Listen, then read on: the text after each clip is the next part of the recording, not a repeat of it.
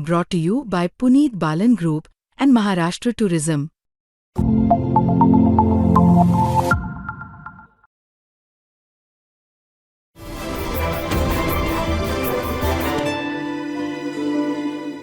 पण हे सगळं होत असताना दुसऱ्या बाजूला आपण हेही बघतोय की सरकारमधले जे मंत्री आहेत त्यांच्याकडनं सतत या कंप्लेंट्स येत आहेत की आमच्या डिपार्टमेंट्सना पाहिजे त्या पद्धतीने फंड येत नाहीये.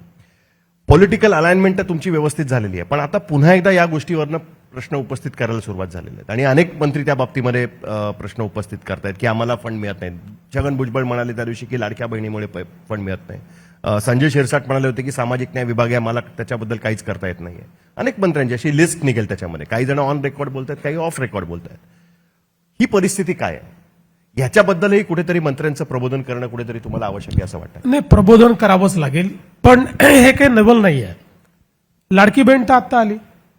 जेव्हा काँग्रेस राष्ट्रवादीचं सरकार होतं त्याही काळामध्ये अनेक मंत्री कंप्लेंट करायचे की आम्हाला एनसीपीच्या फायनान्स मिनिस्टरनी पैसे दिले नाही. किंवा मध्यंतरी 3 पक्षाचं सरकार होतं त्यावेळेस तर अनेकांच्या खात्याचं सांगितलं की बघा याच्या खात्याला काहीच मिळालं नाही, याच्या खात्याला काहीच मिळालं नाही. त्यामुळे मला असं वाटतं की शेवटी आपल्याकडे जी साधन संपत्ती आहे त्याच्या अनुसार आपण त्याचं वाटप करत असतो. प्रत्येक मंत्र्याला असं वाटतं की मला जास्त मिळालं पाहिजे, माझ्या खूप आयडियाज आहेत, मी सगळं डिपार्टमेंट बदलून टाकणार आहे, असं वाटणं साहजिक आहे. पण आपण विकसनशील अर्थव्यवस्था आहोत, विकसित अर्थव्यवस्था नाही आहोत. विकसनशील अर्थव्यवस्थेमध्ये आपल्यावर साधन संपत्तीच्या मर्यादा असतात. आता उदाहरण द्यायचं झालं तर आता ज्यावेळेस आम्ही पुरवणी मागण्या घेतल्या तर पुरवणी मागण्यांमध्ये आमच्याकडे जी लिमिट होती ती 50,000 कोटीची होती. आमच्याकडे वेगवेगळ्या विभागांनी 2 लाख कोटी रुपयाच्या मागण्या दिल्या.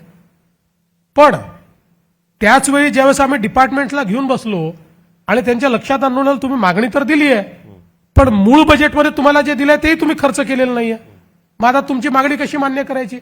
तर त्याच्यावर ते काही बोलू शकले नाहीत.